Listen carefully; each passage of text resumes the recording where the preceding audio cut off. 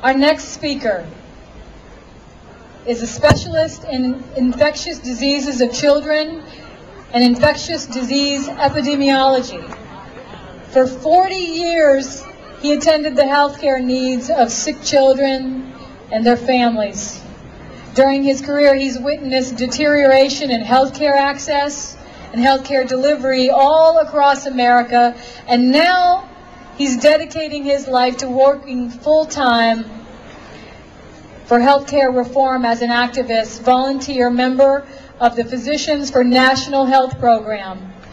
He's the state coordinator and founding member of PNHP, Kentucky, and a member of the National Board of PNHP. Please welcome Dr. Garrett Adams.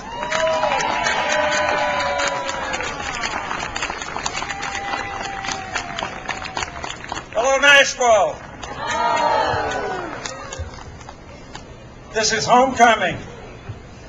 I was born here. My parents were born here. My grandparents were born here. My great-great-grandfather came here years and years and years ago.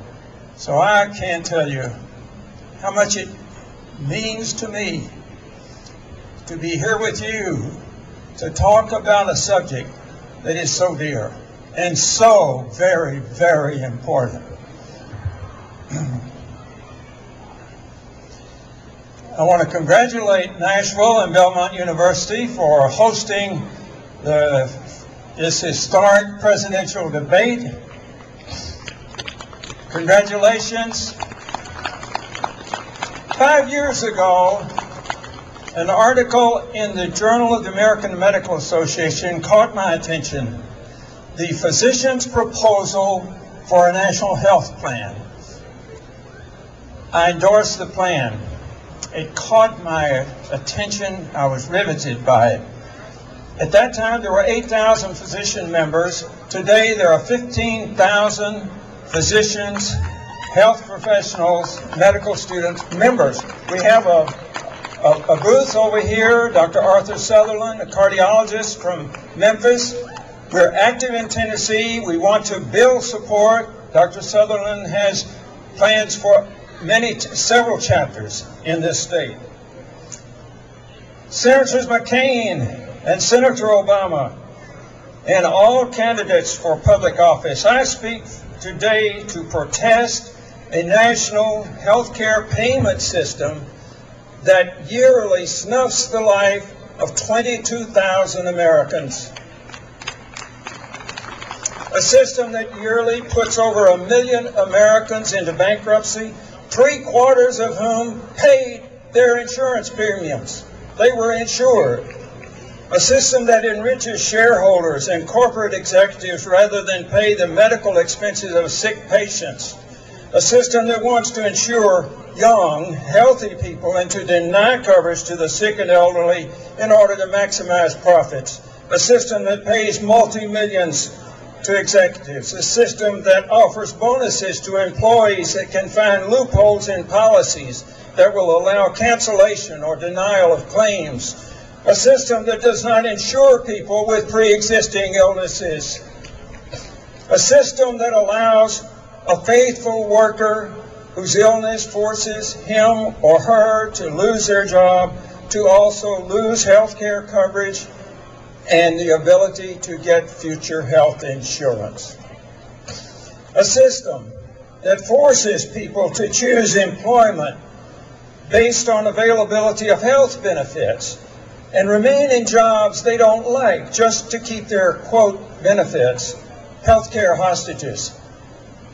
A system whose profits rely on increasing premiums, deductibles, co-pays, and insuring healthy people while denying medical claims for the sick. A system with no control over health care costs. We soon will spend $1 out of every $5 in this country on health care, more than twice the average of other developed nations that provide care to all of their citizens. Yet we rank 37th in our efficiency of this health system. We pay more, we get less. a system that allows the pharmaceutical industry to charge Americans 40% more for drugs than other countries charge. Now, listen to this, Senators McCain, Senator Obama. A system that is carefully shielded and supported by politicians who are rewarded with millions for their election campaign chests. There is a cure for this sick healthcare system. The cure is surgery. Surgery to remove the health insurance companies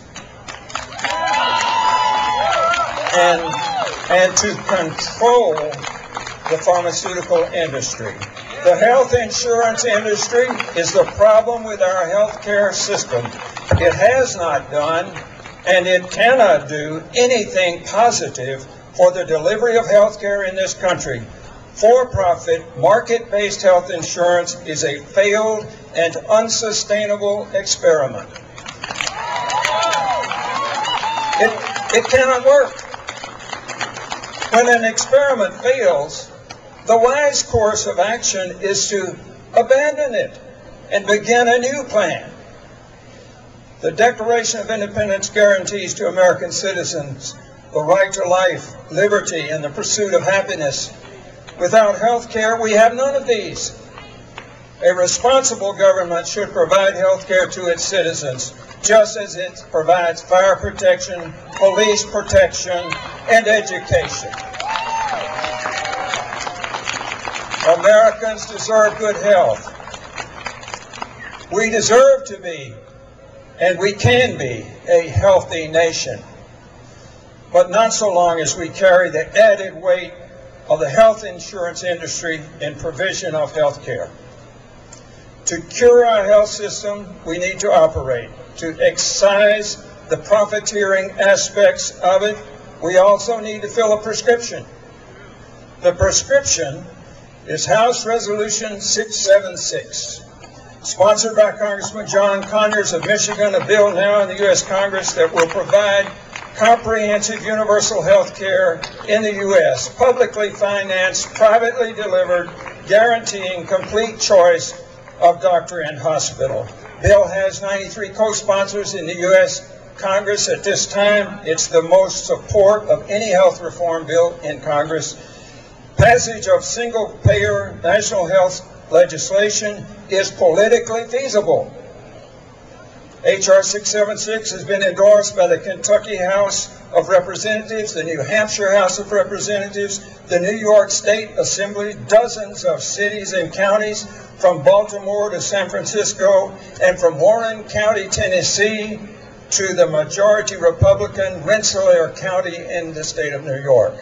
Churches have endorsed single-payer national health insurance. The Presbyterian Church, Unitarian Universalists, Methodists, Episcopalians, United Church of Christ all have formal statements endorsing single-payer national health insurance. Recently, the U.S. Conference of Mayors, representing 1,000 cities with populations over 30,000, unanimously adopted a resolution in support of H.R. 676. Union support for H.R. 676 grows daily, includes 39 state AFL-CIOs, 116 central labor councils. 2/3 of Americans support this plan, as well as, get this, the majority of physicians. Numerous federal and state studies have demonstrated economic necessity. Today, you and I are part of a new American movement to demand our government jettison all forms of profiteering in the provision of health care. Health care financing must be public. All Americans must receive comprehensive medically necessary health care. Incremental change will not work. This is a movement of the people as surely as women's suffrage and the civil rights and other human rights movements. Join the movement. Listen to us, Senators McCain and Obama. Listen, we say health care for all now. Can you hear us? Health care for all now. Health care for all now. Thank you.